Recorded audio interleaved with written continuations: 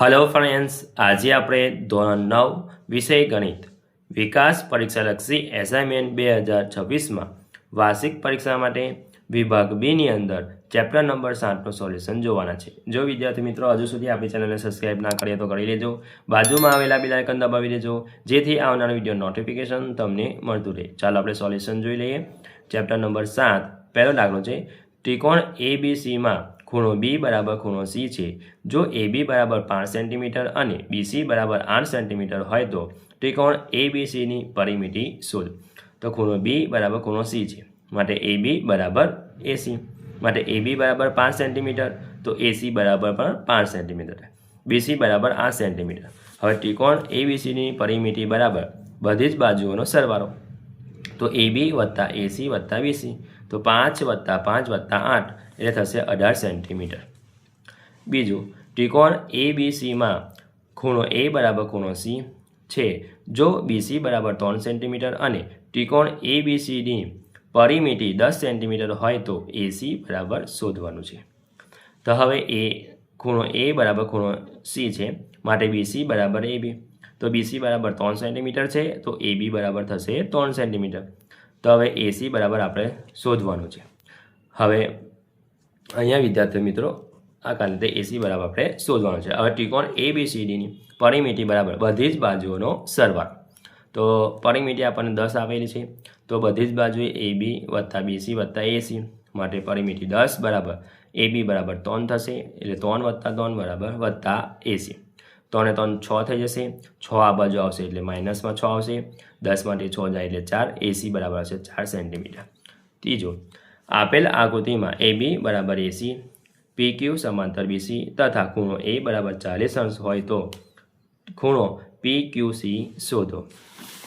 જવાબ જોઈ લઈએ। આકૃતિ આપેલી છે વિદ્યાર્થી મિત્રો, ધ્યાનપૂર્વક અભ્યાસ કરી લેવાનો છે। અહીંયા ત્રિકોણ ABCમાં AB બરાબર AC હોવાથી ખૂણો B બરાબર ખૂણો C, માટે ત્રિકોણ ABC ના ખૂણાઓનો સરવાળો 180 થાય। 3 ખૂણાનો માપનો સરવાળો એટલે ખૂણો A વત્તા ખૂણો B વત્તા ખૂણો C બરાબર 180।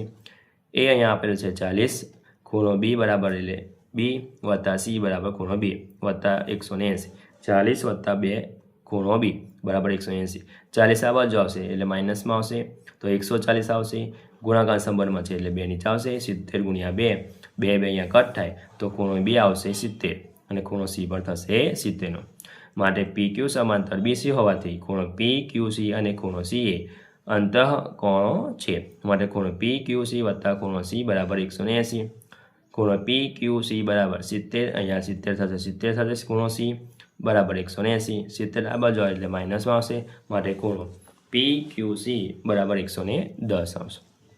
હવે ચોથો દાખલો, આપેલ આકૃતિમાં AB બરાબર BC, BD બરાબર AC તથા ખૂણો DAB 45 અંશ હોય તો ખૂણો CBA શોધો।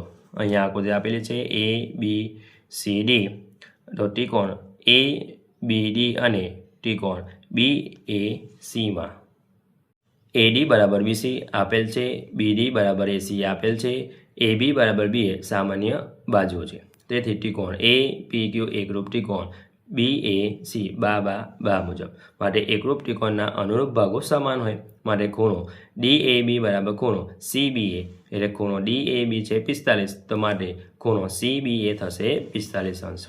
પાંચમો, આપેલ આકૃતિમાં AF બરાબર CD, ખૂણો AFE બરાબર ખૂણો CDE તથા EF બરાબર 5 સેન્ટીમીટર હોય તો DE શોધો।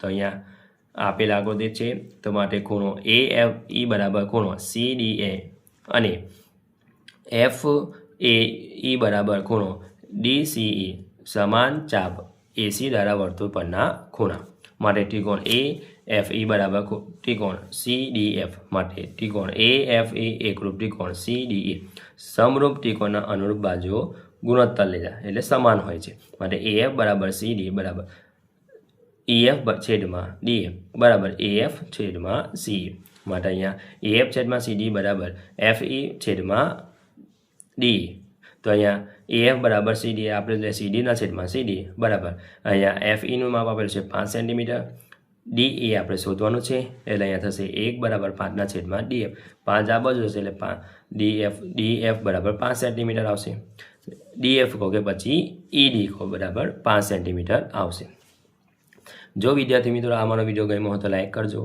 તમારા ફ્રેન્ડ સાથે અચૂકથી શેર કરજો હજુ સુધી આપણી ચેનલને સબસ્ક્રાઈબ ના કરી હોય તો કરી દેજો બાજુમાં આવેલા બેલ આઇકન દબાવી દેજો જેથી આવનાર વિડીયો નોટિફિકેશન તમને મળતું રહે થેન્ક યુ